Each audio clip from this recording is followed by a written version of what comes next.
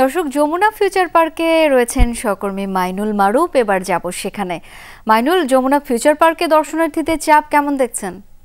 ঈদের দ্বিতীয় দিন আজ স্বাভাবিকভাবেই কিন্তু শিশু এবং বয়সী বিভিন্ন বয়সের মানুষের কিন্তু এখানে ভিড় রয়েছে এবং তারা সবাই কিন্তু এখানে আসছেন এবং এনজয় করছেন। এখানে বিভিন্ন রকমের রাইড রয়েছে, খেলা রয়েছে এবং তারা কিন্তু আমরা দেখতেই পাচ্ছি এখানে কিন্তু মানুষ সেগুলোতে চড়ছেন, খেলছেন। ইফাদ রোশেক স্পার্ট মিক্সে আছে সবচেয়ে বেশি মশলার সংমিশ্রণ। ইফাদ রোশেক স্পার্ট মিক্স মশলা।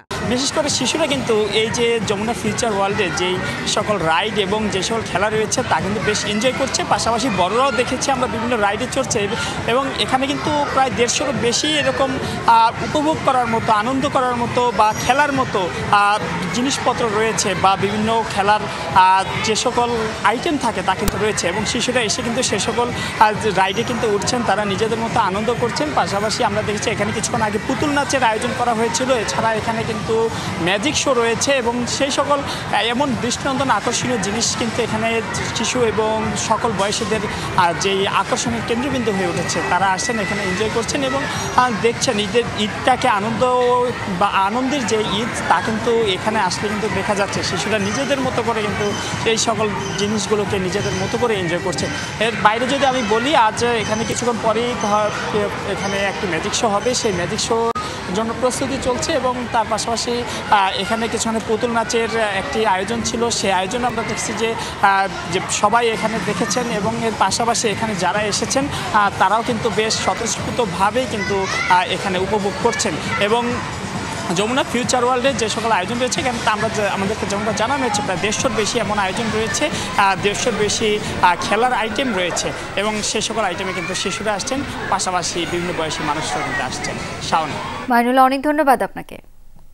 এ পর্যায়ে যাব রাজধানীর হাতিরঝিল এলাকায়। সেখানে রয়েছেন সহকর্মী তানভীর সিদ্দিক টিপু। টিপু, ঈদের দ্বিতীয় দিন কেমন ভিড় দেখছেন হাতিরঝিলে? শাওন, ঈদের দ্বিতীয় দিনে এখন পর্যন্ত কিন্তু হাতিরঝিলে মানুষের ভিড় মোটামুটি রয়েছে। আমরা অন্যান্য ঈদগুলোতে, বিশেষ করে ঈদুল ফিতরের ক্ষেত্রে যেমনটা দেখি যে প্রচুর মানুষ ভিড় করেন হাতিরঝিলে, তেমনটা এখনও দেখিনি, কিন্তু মোটামুটি মানুষের ভিড় রয়েছে এবং তারা আসছেন। আপনি জানেন যে ঈদুল আজহার যে আনুষ্ঠানিকতা সেটি মোটামুটি প্রথম দিনেই শেষ হয়ে যায় বেশিরভাগ মানুষের। ফলে প্রথম দিনে সবাই ঘুরতে বের হতে না পারলেও দ্বিতীয় দিনে তারা চেষ্টা করেন যে বাইরে বের হতে, পরিবার পরিজন সবাইকে নিয়ে তারা একটু হাতিরঝিল থেকে শুরু করে ঢাকার রাজধানী কেন্দ্রিক রাজধানীতে আপনি জানেন যে খুব বেশি যাওয়ার জায়গা নেই, মানুষের খুব বেশি বিনোদন কেন্দ্র নেই বা পর্যটন কেন্দ্র নেই। ফলে হাতিরঝিল, চন্দ্রিমা উদ্যান এবং রবীন্দ্র সরোবর বা এই ধরনের যে খোলা যেসব জায়গাগুলো রয়েছে সেগুলোতেই আসলে মানুষকে যেতে হয় এবং দু একটি যে শিশু পার্ক রয়েছে আমরা সেখানেও দেখেছি।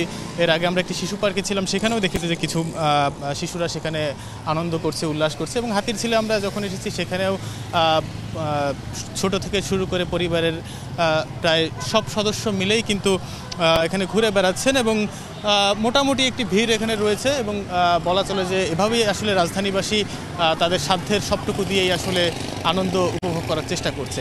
শাওন, অনেক ধন্যবাদ।